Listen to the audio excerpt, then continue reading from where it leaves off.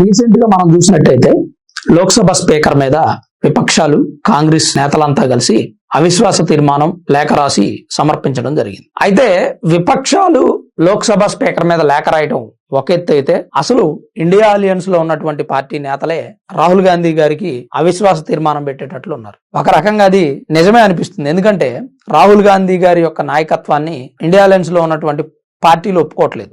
Example కి DMK party, TMC party, ఈ రెండు పార్టీలు వారి అభిప్రాయాన్ని తెలియజేస్తున్నాయి. టిఎంసీ పార్టీతో కలిసి పోటీ చేయమని కాంగ్రెస్ ప్రకటిస్తే, అసలు కాంగ్రెస్ తో కలిసి మేము ముందుకు పోవట్లేదు, ఈసారి ఎలక్షన్స్ లో టిఎంసీ ఒక్కటే పోటీ చేస్తుందని పశ్చిమ బెంగాల్ ముఖ్యమంత్రి మమతా బెనర్జీ చెబుతా ఉన్నారు.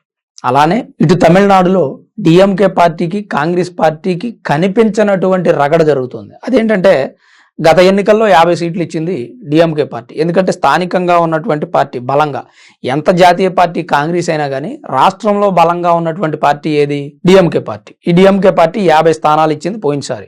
50 స్థానాల్లో 30 గెలిచింది కాంగ్రెస్ పార్టీ.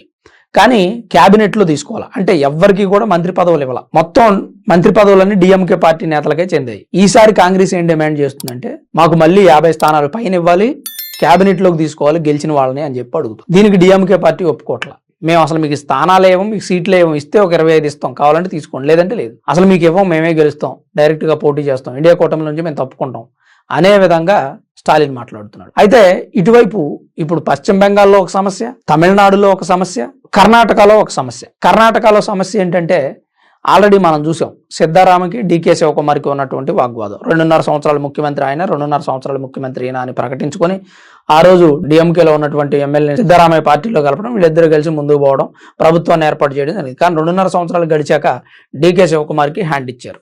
మరి అంత స్థానికంగా బలం ఉన్నటువంటి డికే శివకుమార్కి హ్యాండ్ ఇవ్వడంతో డికే శివకుమార్ నేతలు, ఆయన వర్గం హర్ట్ అయ్యారు.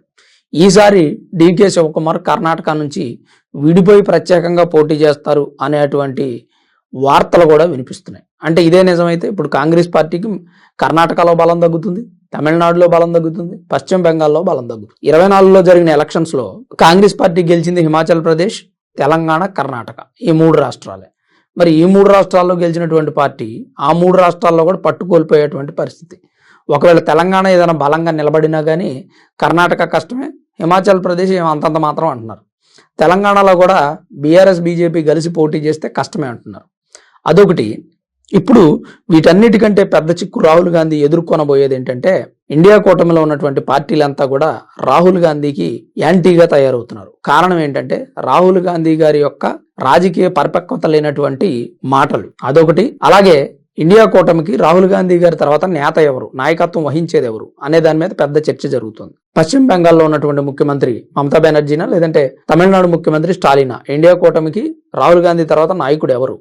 నాకు తెలిసి అయితే రాహుల్ గాంధీ గారి తర్వాత ఇండియా కూటమికి నాయకుడిని ఎన్నుకోవడం పెద్ద సమస్య. రాహుల్ గాంధీ ఫ్యామిలీ వేరే ఎవరిని కూడా నాయకుడిగా, అధినాయకుడిగా నిలబెట్టేటువంటి సాహసం అయితే చేయదు.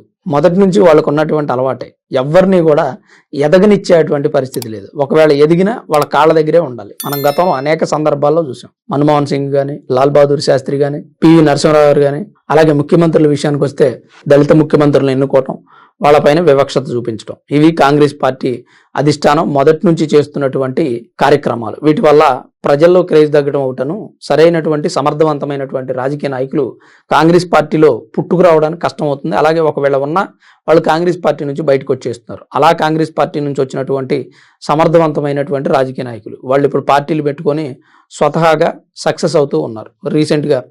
రీసెంట్గా ఏముందంటే, ఎప్పుడు రెగ్యులర్గా జరిగేటువంటిదే మనకు తెలిసిందే. మమతా బెనర్జీ కాంగ్రెస్ పార్టీలో పనిచేశారు, ఆ తర్వాత బీహార్ ముఖ్యమంత్రి కాంగ్రెస్ పార్టీలో పనిచేశారు. వీళ్ళంతా కూడా కాంగ్రెస్ పార్టీలో పనిచేసి బయటకు వచ్చి పార్టీలు పెట్టుకొని సక్సెస్ అయినటువంటి వ్యక్తులు. ఎందుకంటే కాంగ్రెస్ పార్టీలో ఎదుగుదల ఉండదు అని బలంగా నమ్మేటువంటి వ్యక్తులు. అక్కడ దాకా ఎందుకు, ఆంధ్రప్రదేశ్లో జగన్మోహన్ రెడ్డి గారు, ఆయన కాంగ్రెస్ పార్టీలో పనిచేసి బయటకు వచ్చిన వ్యక్తిగా. ఎదుగుదల లేకపోవడం దానికి ప్రధాన కారణం. అలానే ముఖ్యమంత్రి చంద్రబాబు నాయుడు బయటకు వచ్చిన ఆయన కదా. ఇట్లా అనేక మంది కాంగ్రెస్ పార్టీలో పనిచేసి అక్కడ ఎదుగుదల లేదు, సరైన గుర్తింపు రావట్లేదు, పనిచేయడం తప్ప ఉపయోగం లేదా అనేటువంటి ఆలోచనకు వచ్చి బయటకు వచ్చినటువంటి సందర్భాలు అనేకం. మరి ఇప్పుడు కాంగ్రెస్ పార్టీకి దేశవ్యాప్తంగా బలం తగ్గింది. ఉన్నటువంటి మిత్రపక్ష పార్టీలు కూడా కాంగ్రెస్ పార్టీని వ్యతిరేకించేటువంటి పరిస్థితి వచ్చింది. ఇకనైనా కాంగ్రెస్ పార్టీ యొక్క సిద్ధాంతాలను మార్చుకొని అప్డేట్ అవ్వాల్సిన అవసరం ఉందనేది నా అభిప్రాయం. మరి కాంగ్రెస్ పార్టీ గురించి మీరేమనుకుంటున్నారు, మీ అభిప్రాయం ఏంటనేది కామెంట్ రూపంలో తప్పకుండా తెలియజేయండి. అలాగే వీడియో చూస్తున్న ప్రతి ఒక్కరూ దయచేసి వీడియోని లైక్ చేయండి. వీడియోని లైక్ చేయడం ద్వారా ఈ వీడియో మరికొంతమందికి యూట్యూబ్ రెఫర్ చేస్తుంది. Thanks for watching this video. This is Ram signing off Samna studios.